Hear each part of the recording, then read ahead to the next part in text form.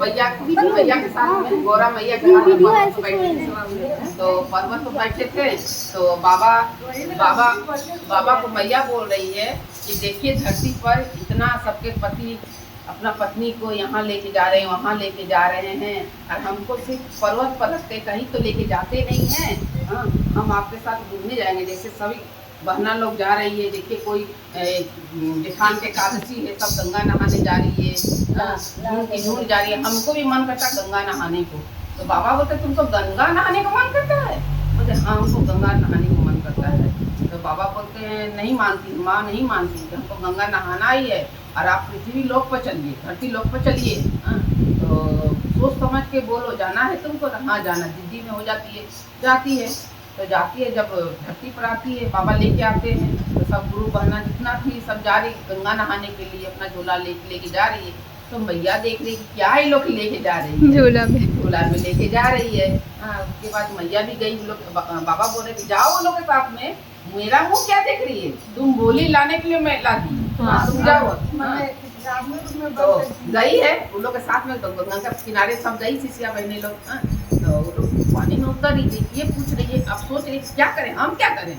तो फिर बाबा के पास दौड़ के जाती है, बाबा देखिए ना वो लोग नदी में सब उतर रहे हैं नहाने के लिए, तो तुम ही नहाओ, तुम ही ना बोले हमको नहाना है, तो तुम भी जाओ नहाओ जाके।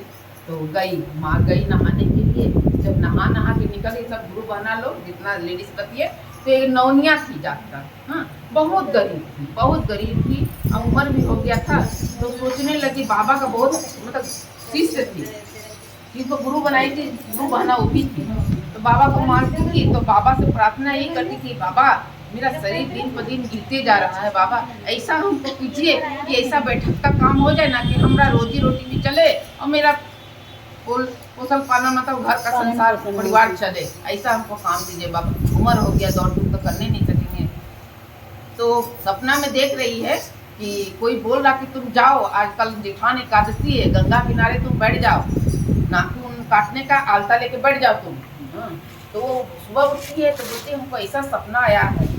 तो क्या करती है, नौहरनी आलता लेके चल जाती, गंगा किनारे बैठ जाती है, और सब गुरु बहना लोग नहा के आ रही है ना, तो सब मुँह कटवा रही है, आलता लगा, कोई 2 रुपया 4 रुपये सब उसको दे रहा, ठीक से तो कोई ना करवाएगा, तो उसको दे रहे हैं। तो मैया सोच रही है सब गुरु बहना लोग पैसा दे रही है, पैर रंगवा रही, अब मेरे पास तो कुछ भी नहीं है, तो हम क्या दे इसको। अब बहुत चिंता में पड़ जाती है, फिर दौड़ के जाती है बाबा के पास, बोलते बाबा देखिए ना वो लोग तो पैसा दे के नाखून काट रही है, और मेरे पास तो पैसा नहीं, तो क्या दे। तो क्या बोल रही है बाबा की जाओ ना तुम ऐसी कटा लेना, तुम ऐसे कटा लेना, और तुम आशीर्वाद दे देना खाली। हाँ जाती है माँ, जाती है। जब सब गुरु बहना लोग का नाखून कटाया हो जाता है, तो माँ भी जाती है, माँ जाती है पैर आगे बढ़ाती है। माँ अपना नौनिया जो थी तो गुरु का भक्त थी ना, तो माँ का चरण छूती है तो उसका अनुभव होता था। बोलती कि मतलब दूसरा तरह का अनुभव होता है। तो माँ का चरण बार बार छू रही है, नाखून काट रही है, बार बार प्रणाम करे, नाखून काटे, जितना बार आलता लगाती है उतना बार प्रणाम कर रही है माँ को। हाँ प्रणाम कर रही है। उसके बाद जब माँ लगा, माँ संवेदना में पड़ जा रही है कि बार बार पैर क्या दे, बार बार पैर लग रही है, पैरी करे हम क्या दे।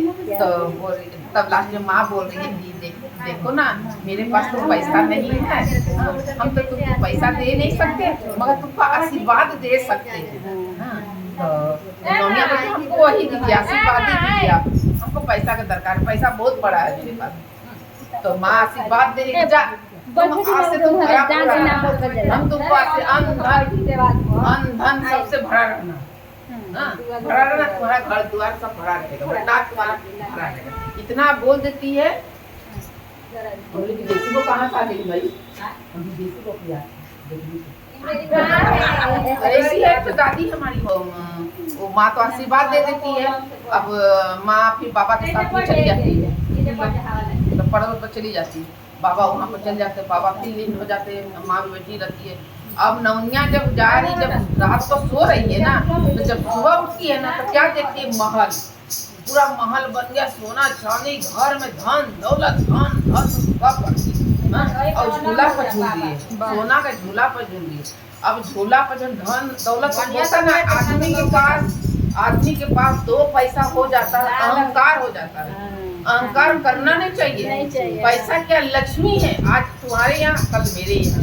पैसा लक्ष्मी घूमते रहती है और भगवान भी देखते हैं किसके पास कौन कितना कर रहा है। अहंकार नहीं करना है। अरे तो नौनिया को अहंकार हो जाता है। ओहो, नौनिया को अहंकार में मेरा पास इतना धन दौलत, अहंकार हो जाता, बोलते कि हाँ हम नाखून काटेंगे, हमरा से इतना कुछ का कमी है हमको। हाँ अब पाड़ा के कोई बोलने आता नहीं, नौनिया तनिया गोल काट दे, नाखून काट दे ना आता। अब गालिए से बात करती है, गालिए से चिल्लाने लगती है। हमको तुम लोग नौनिया बोलेंगे, हम नौनिया हैं, हमको क्या चीज का कमी है। अहंकार हो गया, अहंकार हो गया। हाँ, हमको राजा का रानी बोलो, हम रानी हैं, ऐसे बोल रही है, हम रानी हैं, नौनिया नहीं है। अब उसको खरीदर के गाली देके भगा दे। अब पाड़ा में सब उसके पास कोई नहीं आता, बोलते थे हमको रानी बोलो, हमको क्या चीज का कमी है। सुना ना का हुआ कि चली गई सब चल गई। तो एक बार मैया बाबा भोलेनाथ ऊपर से तो सब तो लीला देख ही रहे हैं, अब माँ लीला देख रही है कि हम क्या कर बैठे। हाँ, तो बाबा से बोल रही थी, बाबा देखिए ना उसके मन में कितना अहंकार हो गया नौनिया को, हम तो आशीर्वाद दे दिए, आप बोले आशीर्वाद दे दिए, हम आशीर्वाद दे दिए और अहंकार उसके मन में भर दिया है। तो बाबा बोले तू ही ना बोले कि चलो धरती लोग पर देखो कैसा धरती पर आदमी है, कैसा कैसा आदमी है धरती पर। तू बोलती हम धरती पर जाएंगे, यहाँ जाएंगे, वो जाएंगे, देखो। तो बोलती तो बहुत बड़ा गलती हो गया है। तो एक काम करके फिर जाते हैं गंगा नहाने, चलिए फिर गंगा नहाने के लिए। बाबा को बोल रही है, बाबा जा रहे हैं लेके, अब बाबा जा रहे हैं तो जब मैया जाती है नदी में, तो नदी के किनारे जाते नौनिया बैठी नहीं है। तो बाबा से बोलते हैं बाबा हम कैसे नाखून कटाएंगे, आलता पहनेंगे, नौनिया तो ये नहीं है। तो एक काम कीजिए चलिए ना उसका घर में, बाबा को लेके जाते हैं। तो बाबा के संग में लेके जाती है, बाबा लेके जाते हैं नौनिया के घर में। अब नौनिया के घर में जाते हैं तो ठक ठक करती है माँ, तो नौनिया निकलती है अंदर से। हाँ, तो माँ बोलती है तो मतलब आम आदमी घर के है। हाँ, तो बोलते क्या काम है, तो बोलते ना आप बैठे ना, आज नदी के किनारे आप बैठे ना, नाखून कैसे कटाएंगे, हम नहाने के लिए आए हैं, आस्था कौन पहनाएगा, चलिए ना हमको आल्ता पहना दीजिए नाखून। बोलती का क्या बोल रही है तुम, हम तुमको नाखून काटेंगे, आल्ता पहना लो, मेरा ही पैर निकाल के दे देती माँ को, तुम नाखून काटो, आल्ता लगाओ, हम तुमको लगते हैं, हमको क्या चीज कमी है। तो तुम बोलती हमको आल्ता पहना, नाखून पहना लगाने के लिए, आल्ता लगाने के लिए, लो मेरा ही लगा दो। अब माँ बहुत गुस्सा हो जाती है, माँ को गुस्सा आ जाता है।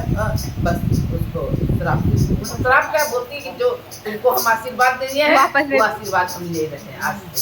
अब माँ चली जाती है, नहीं माँ आशीर्वाद बोलती है ना, तो समझते में वो माँ पर गिर जाती है, समझ जाती है वो आशीर्वाद उस दिन दी थी और उसी आशीर्वाद को बोले आज हम आशीर्वाद ले रहे थे।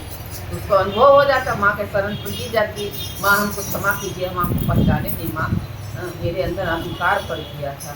तो वही बोलते हैं, माँ बोल रही है कि अहंकार नहीं करना चाहिए किसी को। अहंकार देखिए धरती पर अमीर भी है, गरीब भी है, सब तरह का आदमी है, मगर क्या कोई भूखा नहीं रहता है, कोई भूखा रहता है धरती पर नहीं रहता। कोई रोटी सब्जी खाता है तो कोई नमक रोटी खाता है, कोई 5 सब्जी खाता है तो दो रोटी खाता है, और भूखा कोई नहीं रहता। वही बाबा समझा के देखो ये धरती पर, हम धरती पर सब मनुष्य को हम मेरा ही हाथ सही है, मगर क्या कि हम अमीर गरीब तो अपना मगर हम किसी को धरती को भूखा नहीं रखते। तो माँ बोलते हाँ आप सच बोल रहे हैं। माँ फिर हार जाती है, बाबा से क्षमा मांगी, फिर जो ठकुनिया है माँ बाबा के शरण में गिर जाती है, बोलते हमको क्षमा हो ये बाबा, हमसे बहुत बड़ा गलती हो गया, आज के बाद हम अहंकार नहीं करेंगे। बोल सकते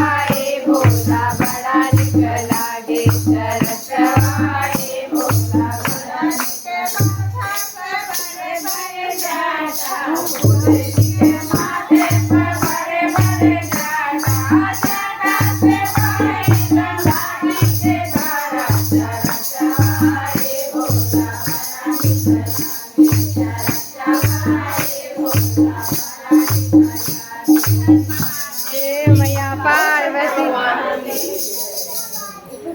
अरे चलल न जाला